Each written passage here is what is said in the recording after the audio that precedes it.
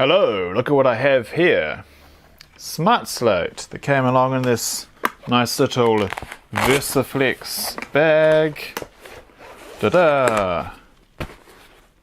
Said I don't own one. Rented it because they're very expensive. I rented it from Sound Techniques.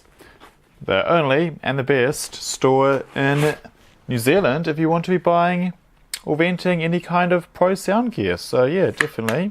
If you're a Kiwi, check out Sound Techniques. Anyway, so why did I rent a Smart Slate? Why haven't I rented one before? Because A, costs money, B, costs money, and C, haven't really needed one just yet.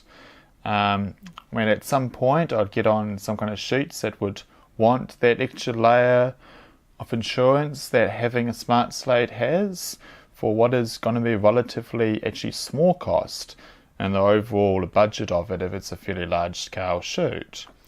Or there might be a specialised case when I will need the timecode slate, and that's what's happened. There's a specialised case where we want to be using timecode slate because I'm going to be shooting on a short film. It's going to be shot in Super 35. And these film cameras, they kind of don't, I mean, some Super 35 film cameras have got options for syncing with like Anton code or ARRI code that get that info written to the side of the film strip, and then some development houses will be able to read it, or if they have the particular, but it wasn't something I was going to put my trust into being even an option. And even if the cameras did have it, which it seems the cameras don't, they're the particular ones that's being used, even if they did have it, you've still got the massive worries about, is it still working when it's so old? Is the post house developing it? Do they still have the appropriate tools to be able to read the code? And do I have the right stuff to interface with whatever? I don't know. It just didn't seem like a realistic option after all the research I did into it, even if it was a possibility. So yeah, it really seemed like the number one best approach to get my files from my timecode, my recorders being done there, to be synced up then easily in post without them needing to listen for each little clap and figure out which file it matches, is just get a timecode slate, and then they can read the time and then just enter it into the editor they're using. Timecode at this point is then, and then it will just automatically sync up all the files. Not as easy as if you're actually shooting with a digital camera that's got timecode input, like if you're actually an Alexa, but definitely way faster than doing it without this. So this will save them heaps and heaps of effort in post. So yeah, so shooting on an ARRI 35BL and an ARRI 235. Unfortunately, an ARRI 235 is known as a MOS camera because it's too loud. It's going to be really loud, that camera, and any sound I'm recording is just going to be replaced with ADR. But that's okay. That they know it's not one of those kind of cameras. While the ARRI 35BL is a sync camera. The reason they're using 235 because the ARRI 235 is much more smaller and compact, and so they can use it for on the Steadicam and more nimble scenes. But yeah, hopefully they will use the ARRI 35BL as much as they can, so we can actually get audio without needing to ADR everything. But still, I'll still be recording the best audio possible, even in the scenarios when ARRI 235 is used, because you want to still have the best tracks that are fully audible to be able to act from the actors in the ADR session. But yeah, maybe slightly demoralizing going in and knowing yep, we're going to be doing ADR here. Just the nature of the beast of the noisy cameras. Because yeah, these film cameras are mechanical things that are moving parts, and so some of these cameras would add extra baffling and sound protection around it. But if it doesn't have that, the camera can be much more small and compact. So that's why you'd have Yeah, or you had different kinds of cameras back then in the film days, because yeah, the MOS ones might be more robust, or they might be cheaper to hire, whatever. Anyway, getting off topic, let's talk about this one. This is the Denecke TS-3 slate.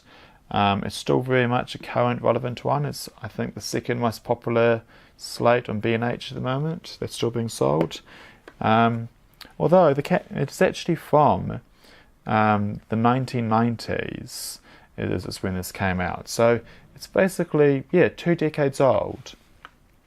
So, I mean, that's, I guess, there's a few reasons why I haven't bought a timecode slate myself yet. One is that all the current slates there are at the moment, like this one, they just feel a little bit old, perhaps. I mean, even though they're like current ones. I mean, you look and see how far have timecode boxes advanced when you've got, you know, over the last 20 years, you know, how much smaller and cheaper and better have they become. I mean, look at these amazing tentacle sinks we've got. Nothing was like that 20 years ago. And of course, I've got like my Ultra Sync ones, so I like even more for on timecode systems.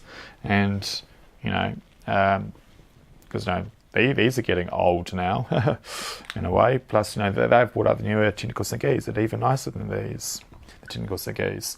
So I really feel like the whole market for timecode slates is quite ripe for innovation and to perhaps move it forward another level.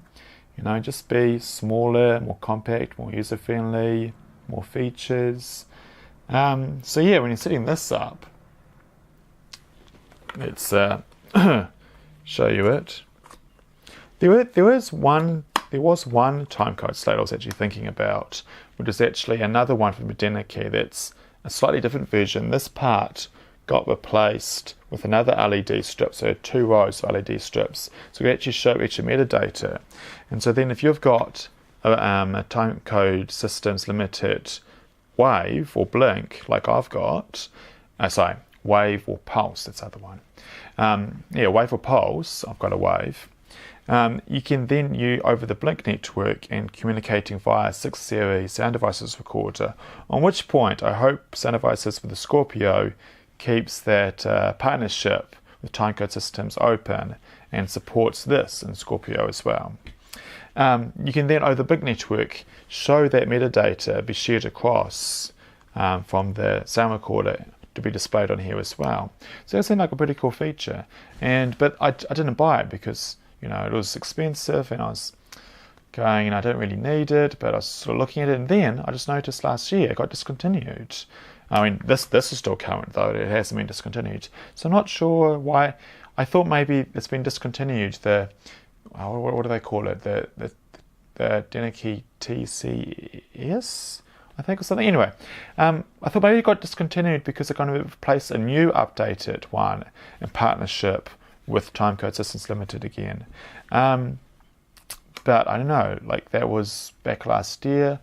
I'm hoping we'll maybe hear something at NAB this year. I haven't heard anything yet. But yeah, here's fingers crossed for a new generation of timecode sets coming out. Anyway, let's show this here. So it's got 6 AA batteries here. And I must say, when I first saw it, look at that end connector. It's basically the same as what you see on a 9 volt. And I kind of was thinking, I wonder if I could actually put 9 volts in here. But then I was like, oh, hang on. Like the 9 volts wouldn't be long enough, would it now? So, because you can't just stack them up 9 volts like you can stack up AA's. But actually, you could run off just one 9 volt if you stick it all the way down and then just put something else to keep it in there. But this guy on YouTube actually showed him doing exactly that with exactly a Deneke slate. He put one 9 volt down and I think put 2 more 9 volts down. But even that wasn't like enough, because if you would just tip it, it will come loose and it will turn off. So he just put a bit of chewing gum down at the end before sliding this down, and then boom, it just like made it like firm, and he was running off a 9 volt instead. So I was like, that's a pretty cool random hack. Anyway, you've got, not sure if the light's good enough here, you've got this kind of fiddly thing that slides in and out. And if you want to just slide it like halfway in, so you've still got access to 2 of these switches, and is it hexadecimal? It's how many options do they have? Oh no, it's not hexadecimal. It's only 10 options you've got. But yeah, like a lot of this older tech and the sound world, they really do love your rotary dials. So you've got to get your like little mini screwdriver and just spin it around. So for instance, all of the 200 or 400 series Sonics got to bring out my little screwdriver and with the hexadecimal to change the frequency to whatever I want. Anyway, this is only 10 different settings. And so you got this sort of plate here at the back, and you take this off, and over here in the back it tells you like what each of these settings are, and you can, whoa, focus, never mind, light's not that great. Yeah, so you can set it, use it for timecode weights, but there's also like different modes here, mode A and B, and then if you jump into mode A or B, you can run through a whole bunch of different settings for this. Like you can set it if it's going to be only going to be running off jammed or not. You can change like the brightness, although you can change what the lowest brightness is. I don't know, there's a bunch of different settings. I spent quite a little while staring at the manual, probably a bit longer than I really should have because I'm tired. So it's like taking a while for the cogs in the head to spin around. But yeah, in the end I just like figured out how to reset it to all the default settings, because I kind of noticed that there were a couple of settings that were not what was set as the default. So it's like, hang on. And I was going to like go through and look at each setting and think about it and just reset the whole thing to defaults. It's like whenever you've got like some borrowed or rented equipment and you're ever like a bit uncertain, like just reset, or if your own stuff is playing up and you don't know what's going on, just reset everything to defaults. It really like just sort of wipes the slate clear, wipes the slate clear and just puts you back at ground zero so you can know what's going on. So yeah, anyway, on this settings of this here at the back, I just mentioned before about like different brightness. You can flick this here, so you've got high, medium, or low brightness for these LED lights, which is helpful because if you're like indoors, you don't want it to be super high and might want it to blow out and it might not be able to get exposed right for the camera. But when you're outdoors, man, you want to bring it up to high brightness. Anyway, so yeah, it's got an on-off switch here. Let's just slide this in. So at the moment, I've set it to just automatically detect what frame rate is coming in. Thought that just makes life easy. So yeah, so it came with some cables here, but I'm just going to use my own cable here because that one wasn't quite working how it should. And it's got like a 1/4 inch jack. And now, as much as many different cables I have, yeah, you're always feeling like you don't have enough cables because, yeah, there's always one more cable you go like, oh, I wish I had that. And so the one I wish I had is I wish I had a 3.5 to 1/4 inch, but don't have that. But I kind of got the same thing because I do actually have a 3.5 female to male. So just get one of the 3.5 male to male, and boom, got the cable I want. So yeah, I never actually used this one yet before. I'm not sure. Oh, I think I know why I bought it. I just bought it as kind of like another, because like your headphone jacks is 3.5, so it's going to like stick that in and then got like a spare sort of a towel or sort of whatever. Anyway, so yeah, often I buy some stuff for random reasons and then I end up using it for something completely different. So it's good to have lots of options around. And I didn't really talk about this. So yeah, I guess this kind of like protects this back, where it's got kind of, I guess, in sense instructions.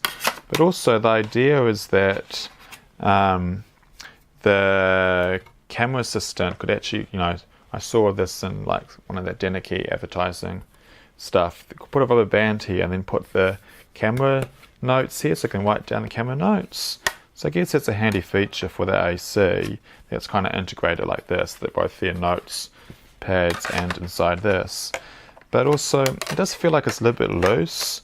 So I reckon if they see it's not going to be doing that, just put like a bit of tape down the sides just to keep it in place.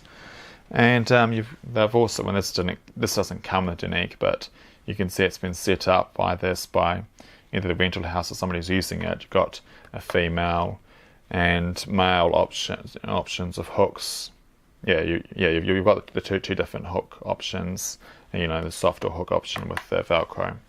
So as it's already got built-in hook, I'll stick it to here, and then cool. Oh yeah, got to show when I first turn it on. So when I first turn it on, before I've jammed anything, you can see it's got various information flipping up there. And the second thing you see is like the name of it. So and the first thing you see, what's the first thing you see? On. They flick too fast, whatever. The second thing you saw was the name, the Deneke TS-3, so know which order it is. The third thing you saw was the battery level. I think you see like 7.6 volts or something, whatever it was. And then you have to see what setting is at the moment just for auto set. But if I'd set it to like 30 FPS, you would see that instead, or 25 FPS, whatever you set. Now I'm going to stick this in here. If I manage to lose my timecode box while I'm talking, stuck on the back of it with the Velcro. Somebody's absent-minded. It's really actually quite hard to both talk and think at the same time. I really do not recommend it. Talk or think, don't do both at the same time. Cool. So, plugged in, and look at that. We got the time, which is, well, it's not actually the time, it's just whatever was on the time code thing. I haven't actually jammed it or set it up properly, that's for tomorrow. And so now if you clap it, it'll be there for a second, and then it displays, I think, the user bits. Yeah, it displays the user bits, and then it goes off, and then it starts up again.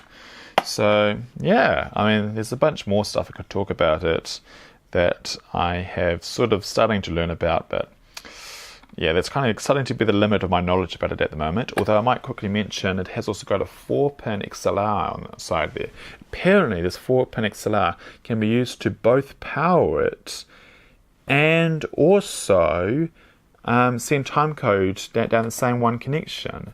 So that's kind of interesting. But they did also mention if you're going to be sending power over the 4-pin XLR, don't have the internal batteries, because there's no protection of the internal batteries and it'll explode.